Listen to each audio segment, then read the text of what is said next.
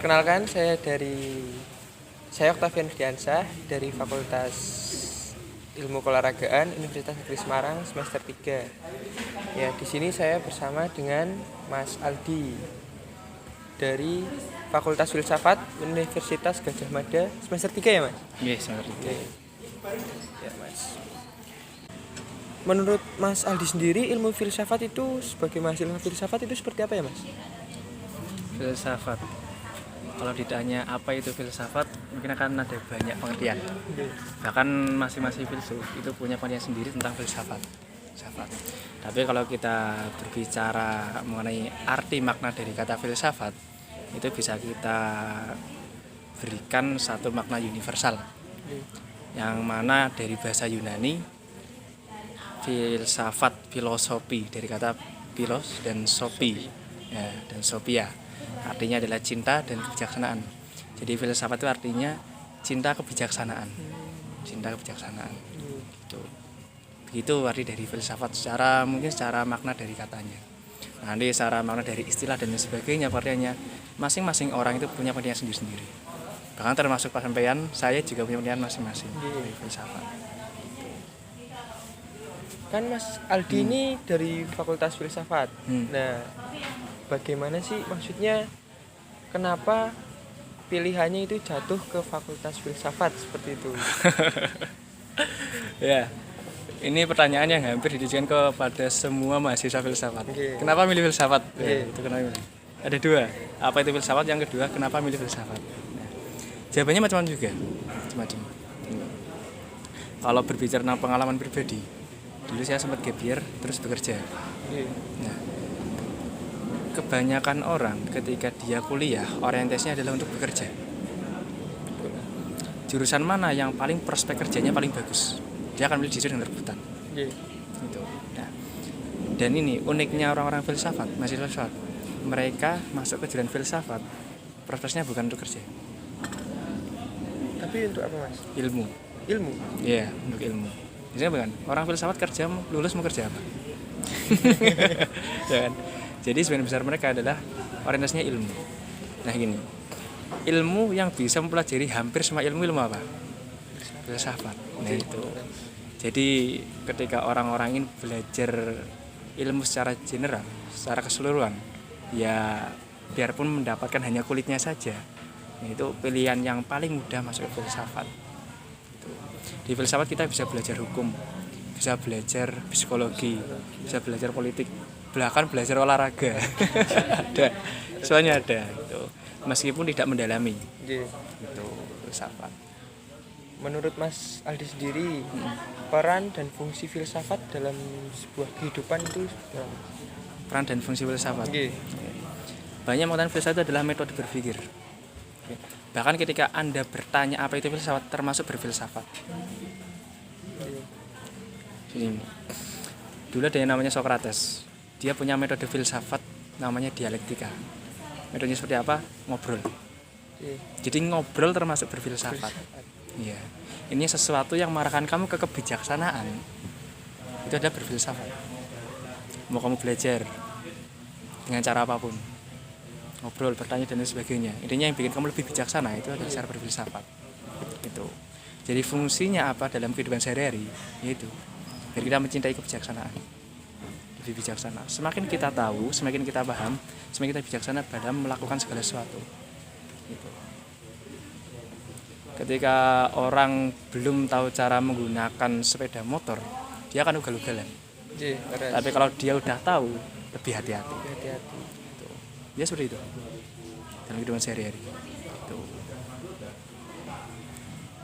Untuk kan semester 3. Betul. Yang sudah dipelajari itu maksudnya seperti mata kuliah yang sudah didapat itu apa aja dalam Fakultas Filsafat? Semester 3 ya, saya baru semester 3. Jadi beberapa mata kuliah jelas yang dasar seperti filsafat Islam, Barat, terus ada lagi nanti metafisika, itu yang membahas hal yang di luar fisika. Jadi gini, apapun yang kita tangkap dengan indrawi kita, itu namanya fisika. Yang di luar indrawi itu metafisika. Contoh, makhluk gaib. Itu dibahas di filsafat. Setan, malaikat dan sebagainya dibahas. bahasnya itu gimana ya Mas? Kok bisa Gimana? ada hubungannya antara filsafat dengan makhluk gaib seperti itu? Karena gini, segala sesuatu ya tadi segala sesuatu yang bisa mengarahkan kita kepada kebijaksanaan Iya. itu filsafat. Termasuk ketika kita ingin mengetahui apa itu yang tidak kita ketahui, yang tidak bisa kita tangkap dengan indera kita. Termasuk agama kan sesuatu yang banyak sekali yang nggak bisa kita tangkap. Makanya dalam beragama alat buat beragama itu bukan akal, bukan hanya akal, tapi iman, kepercayaan. Karena secara akal kita nggak bisa nyampe. Coba Tuhan dipikir, nggak bisa, Iya. tapi diimani. Nah, itu termasuk di balik ada metafisika karena kita mengarahkan hal-hal seperti itu. Yang terkadang pikiran kita itu nggak nyampe, indera kita nggak nyampe. Itu. Metafisika. Ada lagi kita belajar logika, terus etika. Nih, dalam metode berpikir ada yang namanya baik buruk, benar salah, dan indah jelek. Nah, itu nanti kalau di dalam ilmu filsafat ada mata kuliahnya. Logika mengajari kita tentang benar dan salah. Etika mengajarkan kita tentang baik dan buruk. Estetika mengajarkan kita tentang indah dan jelek. Gitu. Jadi kan kadang ada tuh perbuatan yang benar tapi nggak baik. Benar tapi nggak baik. Tuh. Mungkin ada yang indah tapi nggak benar. Itu sesuatu yang berbeda. Ya. Tuh. Contohnya banyak. Contohnya banyak. Ya. Ini dengan ini indah mana? Menurut saya indah ini kopi. Indah ini kan indah kopi. Tapi secara kebaikannya kopi dengan teh baik mana kira-kira? Baik teh. Kelihatannya kelihatannya gitu kan. Jadi itu ada yang baik tapi kadang nggak bener, nggak indah. Ya itu kan beda-beda. Gitu. Semester 3 besok mungkin ada banyak sekali mata kuliah. Jadi kita belajar filsafat ilmu. Ilmu itu apa sih sebenarnya? Gitu. Ya kalau mau lebih jelas lagi masuk jurusan filsafat. Siap. Ini Mas, saya kan dari Fakultas Ilmu Keolahragaan. Nah, di dalam itu terdapat mata kuliah filsafat. Menurut Mas sendiri, adakah kaitannya olahraga dengan filsafat ataupun sebaliknya filsafat dengan olahraga? Filsafat. Hampir seluruh pembahasan filsafat nanti mengerucut ke dua hal, yaitu pemikiran materialisme dengan idealisme. Material itu yang bisa kita tangkap dengan indera. Tubuh kita itu material. Idealis itu yang nggak bisa ditangkap dengan indera. Pikiran itu idealis. Coba bayangkan gajah, warnanya pink, punya sayap. Ada nggak? Bayangan itu ada? Ada. Oke. Sekarang ketika dibuka kepalanya, dibuka otaknya, ada nggak gajahnya? Nggak ada. Itu idealisme. Tuh. Otak itu material, pikiran ide. Nah gini, itu namanya nanti pemikiran dualisme. Jadi substansi dari segala sesuatu hakikatnya itu ada dua. Apa aja ya, kayak terang gelap. Terus apa lagi? Laki-laki perempuan, ya kan? Banyak. Ada raga dan jiwa. Nah, raga dan jiwa ini nanti berhubungan dengan olahraga. Ada yang namanya olahraga dengan olah jiwa. Nah, jadi olahraga dia nanti masuknya ke rumpun materialisme. Jadi bagaimana caranya agar kita mengolah raga kita bisa semaksimal mungkin di olahraga. Dengan olah jiwa beda. Olah jiwa banyak. Kadang raganya tidak melakukan apapun tapi jiwanya yang aktif. Kayak orang-orang beragama, orang dengan spiritualisme tinggi itu jiwanya aktif. Makanya banyak orang bermeditasi, raganya diem, jiwanya aktif. Sebaliknya, orang raganya aktif, jiwanya diem banyak. Gitu. Jadi hubungannya masuk ke situ nanti, ke rumpunnya. Gitu.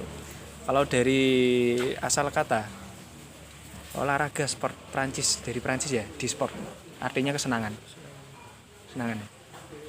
Ini kesenangan. Nanti akan masuk ke pembahasan ini, tujuan dari olahraga itu sebenarnya apa? Ada yang namanya filsafat kebahagiaan. Jadi sebenarnya tujuan kita hidup itu salah satunya untuk mencapai kebahagiaan. Kalau nggak bahagia ngapain? Ya. Kita makan dapat kebahagiaan, puas, dan sebagainya. Mencintai sesuatu untuk mendapatkan kebahagiaan. Nah itu, olahraga salah satunya tujuannya untuk mendapatkan kebahagiaan dengan jalur materialisme olahraga. Gitu. Jadi di olahraganya gimana cara agar mendapatkan kebahagiaan, senang. Gitu. Menurut pandangan Mas sendiri terkait secara filsafat nih Mas, terkait olahraga yang ada di Indonesia itu gimana? Kan gini, awalnya itu olahraga hanya untuk kaum pria, sedangkan pada zaman sekarang olahraga bagi kaum wanita itu sudah menjadi hal yang lumrah dan wajar. Menurut Mas sendiri itu gimana? Ada 2 poin itu tadi ya. Bagaimana olahraga di Indonesia. Yang kedua ketika nanti masuk ke gender, laki-laki dan perempuan. Gender. Kesetaraan gender. Oke. Yang pertama dulu, selama olahraga di Indonesia tidak menyenangkan, harus ada perubahan. Kuncinya berarti menyenangkan. Harus menyenangkan. Kalah menang harus senang. Gitu. Ya kayak kemarin tragedi di mana? Kanjuruhan. Nah itu. Karena mereka nggak senang. Tragedi kan? Ya itu. Kalau mereka senang, nggak bakal gitu. Menang kalah harus senang. Namanya dinamakan sportif. Betul. Sportif. Harus sportif mereka. Jadi selama ada kesenangan di situ olahraganya bisa untuk dipertahankan. Kalau nggak ada ya perlu ada perubahan. Berarti kayak seperti kemarin di Kanjuruhan, berarti itu bukan olahraga namanya. Bukan olahraga, pertandingan. Piala Dunia itu juga pertandingan. Oke. Ketika kamu masuk ke pertandingan sepak bola, dengan kamu sepak bola ketika waktu kecil main sama teman-teman, menang kalah tetap senang kan? Tapi kalau sekarang ada pertandingan, ada piala, yang kalah itu kadang nggak senang. Harusnya olahraga itu tujuannya untuk mendapatkan kebahagiaan dari kedua belah pihak. Gitu. Harusnya itu secara tujuan olahraga. Yang selanjutnya itu ada yang tadi kesetaraan gender, itu menurut Mas gimana? Menurut pandangan filsafat gender ya, ini sama jadi pembahasan yang menarik juga di teman-teman filsafat. Mereka ada yang lagi ramai yang namanya LGBT. Nanti masuk ke situ juga LGBT gitu. Jadi memang ada yang pro dan kontra. Kalau saya termasuk posisi di kontra, nggak setuju dengan LGBT gitu. Ini kembali ke dualisme tadi, substansi manusia itu secara gender ada 2, laki-laki dan perempuan. Belum ada bayi lahir dengan gender selain 2 itu sampai sekarang. Ada nggak? Ada. Ya intinya perempuan seperti itu bentuknya, laki-laki seperti itu bentuknya. Ada nggak yang bentuknya beda dari 2 itu? Tidak ada. Nggak ada kan? Nggak ada. Oke. Kita berbicara tentang di ranah agama itu termasuk ke takdir. Kita nggak bisa milih. Laki-laki dan perempuan nggak bisa milih. Kita jadi apa nggak bisa milih kan? Termasuk nanti anak kita juga bisa milih. Itu. Nah, kita berbicara tentang keadilan Tuhan.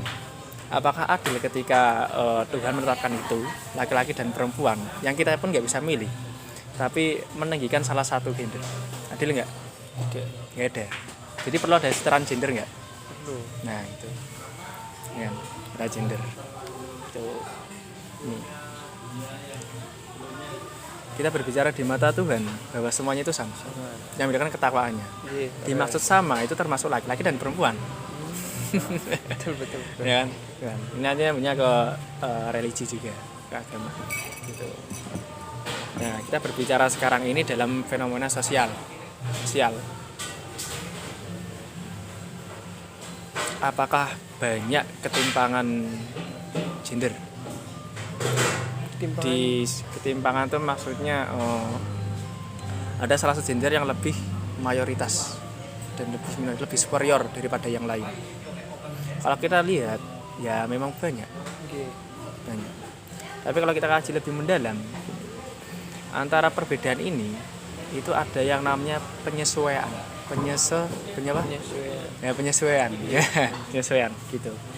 Jadi kita melihat bukan dari sudut pandang superior dan apa, kalau lebih kecil apa? Inferior, bukan dari sudut pandang itu, tapi kita lihat dari sudut pandang pasnya gimana, sesuainya di mana. Antara laki-laki dan perempuan kenapa dibedakan? Karena mereka punya kesesuaian tersendiri. Gitu. Ya. Mungkin laki-laki lebih ditinggikan dalam yang namanya pikiran, dan perempuan lebih ke perasaan. Karena ada yang mengatakan bahwa laki-laki itu perasaannya 1, pikirannya 9. Kalau perempuan perasaannya 9, pikirannya 1. Sebalikannya. Itu. Jadi sesuainya di mana? Gitu. Kalau misal nggak ada perbedaan seperti itu, buat apa ada perbedaan? Buat apa Tuhan menciptakan laki-laki dan perempuan? Pasti ada hikmahnya. Segala sesuatu itu pasti ada tujuannya. Tuhan yang bikin pasti ada tujuannya kan? Gitu. Jadi kita lihat bukan berdasarkan superior dan inferior itu. Kita lihat sesuainya di mana. Termasuk dalam bidang olahraga nanti. Ya. Apakah seorang perempuan tidak boleh mengolah raganya? Boleh harusnya kan? Karena sama-sama mempunyai raga. Dua-duanya punya raga. Gitu. Jadi apakah perempuan tidak boleh apakah perempuan tidak boleh berolahraga? Jawabannya ya tidak. Harus boleh. Pusing nggak kata-katanya? Maksud. Gitu ya. Karena gini, namanya olahraga. Siapapun yang punya raga boleh mengolah. Itu. Namanya olahraga. Selesai. Sampai di situ selesai. Selama dia punya raga ya silakan diolah raganya. Tidak ada perbedaan antara raga laki-laki dan raga perempuan. Jelas beda. Tapi sama-sama punya raga. Gitu. Tinggal nanti secara teknisnya, secara olahraganya disesuaikan. Gitu. Jadi konteksnya itu olahraga, teksnya nanti mungkin ada renang, terus ada bersepeda, ada lari dan lain sebagainya. Itu nantinya disesuaikan. Sesuainya laki-laki di mana, sesuainya perempuan di mana. Kalau disamakan, kasihan. Sesuatu yang tidak sesuai, tapi dipaksa untuk sesuai, nggak bakal jadi sesuai. Ini lebih mudahnya apa ya? Kopi, biji kopi digerus terus diminum sarinya. Lebih nikmat daripada memakan serbuk kopi. Sesuainya karena diminum. Yang lain banyak kok. Ya, kita berbicara tentang kesesuaian, mana yang lebih sesuai. Gitu. Jadi ketika ada fenomena perempuan berolahraga, ya apa salahnya? Sama-sama punya raga kok. Ya apa salahnya di mana? Gitu. Apa itu menjadi sesuatu hal yang tabu? Ya enggak juga. Gitu. Kita dilihat dari kacamata ini. Kita sama-sama punya raga. Ya udah silakan. Selesai. Gitu. Kesetaraan gender, ya, kita perlu kesetaraan gender. Dalam hal apa? Menyesuaikan sesuainya di mana. Nggak bisa kita sama ratakan kodok suruh terbang, terus burung suruh berenang. Nggak bisa kan. Tapi kita bisa mengatakan bahwa kodok silakan Anda cari makan dan burung cari makan. Cara cari makannya terserah, ada yang terbang, ada yang ke berenang gitu. Tapi konteksnya cari makan. Selesai. Kemudian untuk kan ada yang mempermasalahkan pakaian dalam berolahraga, khususnya untuk perempuan. Kalau pada zaman dahulu itu olahraga itu kalau tidak salah ada yang namanya gimnastik atau dalam arti itu tidak berpakaian. Nah, pada zaman sekarang kan sudah beratnya setiap cabang olahraga itu ada pakaiannya sendiri-sendiri. Dan menurut Mas sendiri dalam olahraga itu gimana ya? Dalam olahraga itu kan kayak misal senam lantai itu kan menggunakan pakaian-pakaian yang bisa dibilang seksi seperti itu. Menurut pandangan Mas itu gimana? Itu nanti kita akan berbicara kerana agama juga. Kaitannya dengan agama. Kaitannya dengan agama juga. Tinggal agama yang mana? Betul. Agama yang mana? Gitu kan. Nah, itu nanti benar dengan aturan agama. Kalau secara pandangan Islam itu gimana, Mas? Menurut Mas? Oke, kita berbicara keislaman. Saya juga lagi belajar keislaman, lagi belajar filsafat. Jadi nanti bisa ditanyakan ke yang lebih paham keislaman. Nanti ada itu kan masuknya ke aturan fikih. Ada yang namanya usul fikih, kaidah fikih. Nanti juga ada yang namanya maqasid. Jadi gini, kita berbicara tentang aturan itu enggak serta-merta cuma aturan itu saja produknya yang kita bicarakan. Seharusnya kita bicarakan bagaimana cara membuat produknya, terus seperti apa produknya, terus pengelompokan produknya seperti apa, dan tujuan produknya itu apa gitu. Kayak gini, telur ya, gitu, roti ya, roti pisang. Nah, roti pisang ini fikih produknya. Cara membuat roti pisang itu adalah usul fikih. Cara membuat Caranya, iya, cara membuatnya. tuh. Atau mungkin asal muasalnya ya gitu. Terus ada roti pisang, ada roti apalagi stroberi, ada Coklat. roti coklat. Nah, poluan ini kaidah fikih. Terus roti pisang, tujuan dibikin roti pisang buat apa? Tujuannya biar untuk dimakan. Itu namanya maqasid tujuannya. Gitu ya. Nah, ketika berbicara menutup aurat, nah ini kita berbicara penggunaan hijab dan lain sebagainya. Kita berbicara jangan cuma produknya saja. Kita berbicara kenapa kok harus ada menutup aurat, kenapa harus pakai hijab dan lain sebagainya. Tujuannya apa? Kita nggak cuma bicara tentang bagaimana wanita harus berkerudung, tidak. Tapi kita berbicara asal mula wanita harus berkerudung itu seperti apa dan tujuannya untuk apa. Begitu. Menutup aurat sebagai salah satu bentuk kewajiban untuk berhati-hati agar tidak mensyahwat lawan jenis. Ya memang mau dibikin modifikasi pakaian kan bisa. Itu selalu ada jalan. Kita selalu pasti ada jalan. Jika saya bikin modifikasi pakaian yang itu menutup. Sekarang di pakaian renang ada yang modifikasi pakai hijab kan? Ada. Nah itu kan bisa. Jadi kita jangan berhenti di permasalahan, tapi berhenti di penyelesaian. Ini gimana?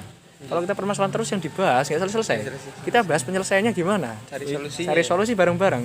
Kita jangan membahas perselisihan.